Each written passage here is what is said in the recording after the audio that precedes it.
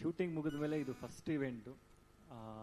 ಈ ಈವೆಂಟ್ಗೆ T series on board ಆಗಿರೋದ್ರಿಂದ ಎರಡು ಮಹಾಶಕ್ತಿಗಳಿಗೆ ಒಂದೆರಡು ಲೈನ್ ಹೇಳ್ಬಿಡ್ತೀನಿ.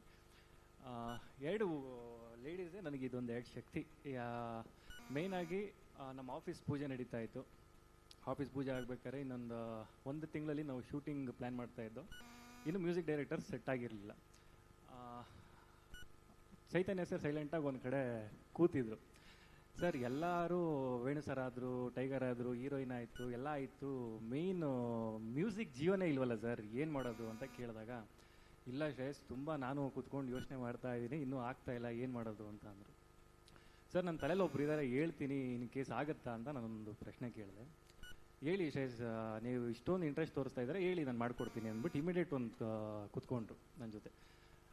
ಆಗ ಹೇಳಿದ್ದು ನಾನು ಸಂತೋಷ್ ನಾರಾಯಣ್ ಅಂತ ಒಂದು ಹೆಸರು ಹೇಳಿದೆ. ಇಮಿಡಿಯೇಟ್ ಅವರು ಆ ಫೇಸ್ ರಿಯಾಕ್ಷನ್ನೇ ಚೇಂಜ್ ಆಗೋಯ್ತು. ಏನು ಹೇಳ್ತಿದ್ದೀರಾ ಶ್ರೇಯಸ್, ನಮ್ಮದು ಅರ್ಧ ಸಿನಿಮಾ ಬಜೆಟ್ನ ಎತ್ತಿಡ್ತಾ ಇದ್ದೀರಾ ನೀವು ಮ್ಯೂಸಿಕ್ ಡೈರೆಕ್ಟ್ರಿಗೆ ಅಂತ ಕೇಳ್ತದೆ.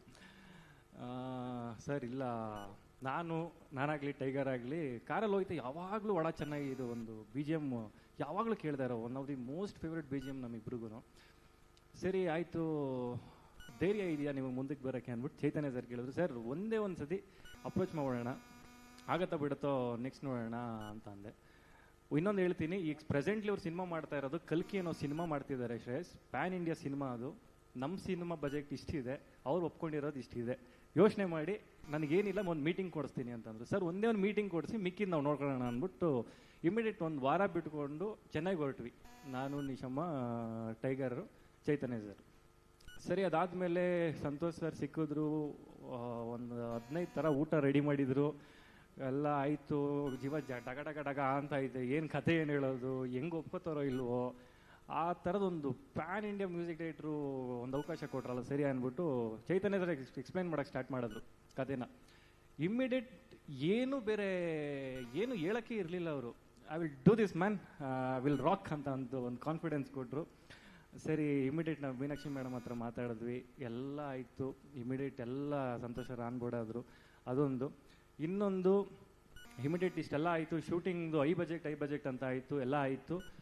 ಬಿಸ್ನೆಸ್ಗೆ ಅಂತ ಹೊರಟಾಗ ಕೆಲವೊಂದು ಇನ್ಸಿಡೆಂಟ್ ಆಯಿತು, ಓಕೆ. ಬಟ್ ಇನ್ವೆಸ್ಟ್ ಮಾಡಬೇಕಾದ್ರೆ ಅದು ಇರಲಿಲ್ಲ ನಮ್ಮ ತಲೆಯಲ್ಲಿ. ಏನಾಗುತ್ತೆ ನೆಕ್ಸ್ಟ್ ಫ್ಯೂಚರ್ ಅಂತ ನಮಗೆ ಗೊತ್ತಿರಲಿಲ್ಲ.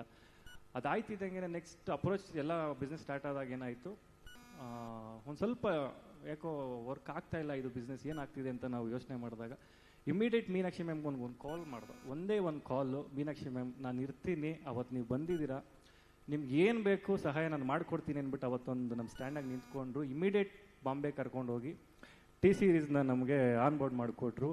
ನೀವು ನಂಬಲ್ಲ, ಅವ್ರು ಕೊಟ್ಟಂಥ ಪ್ರೈಸು ಈ ಮತ್ತೊಂದು ಸಿನಿಮಾ ಮಾಡೋಷ್ಟು ಕೊಟ್ಟಿದ್ದಾರೆ. ಅದೊಂದು ಹೇಳ್ತೀನಿ. Thank you Meenakshi ma'am and thank you Raju sir, thank you Santosh sir.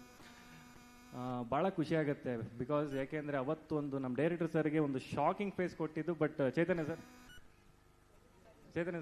ಇವಾಗ ನಾವು ಪ್ರೂವ್ ಮಾಡ್ಕೊಂಡಿದ್ದೀವಲ್ಲ. ಥ್ಯಾಂಕ್ ಯು, ಅಷ್ಟು ಹೇಳೋಕ್ಕೆ ಇಷ್ಟಪಡ್ತೀನಿ. ಶುರು ಸಾಂಗು ಭಾಳ ಇಷ್ಟವಾದದ್ದು. ಬಟ್ ಇದು ನಮಗೆ ಒಂದು ಸ್ಮಾಲ್ ಗ್ರೌಂಡ್ ಹೇಗಿದೆ ಅಂತ ನಾವು ಒಂದು ಹಿಂಟ್ ಕೊಟ್ಟಿದ್ದೀವಿ ಅಷ್ಟೇ. ಬಟ್ ಪ್ಲೇಯರ್ಸ್ ಆಗಿದ್ದಾರೆ, ಬಾಲರ್ಸ್ ಆಗಿದ್ದಾರೆ, ಸಿನಿಮಾ ಆಗಿದೆ ಅನ್ನೋದು ಜಸ್ಟ್ ನೆಕ್ಸ್ಟ್ ಇನ್ನೊಂದು ಫ್ಯೂ ಡೇಸಲ್ಲಿ ಅಪ್ಡೇಟ್ ಮಾಡ್ತೀವಿ.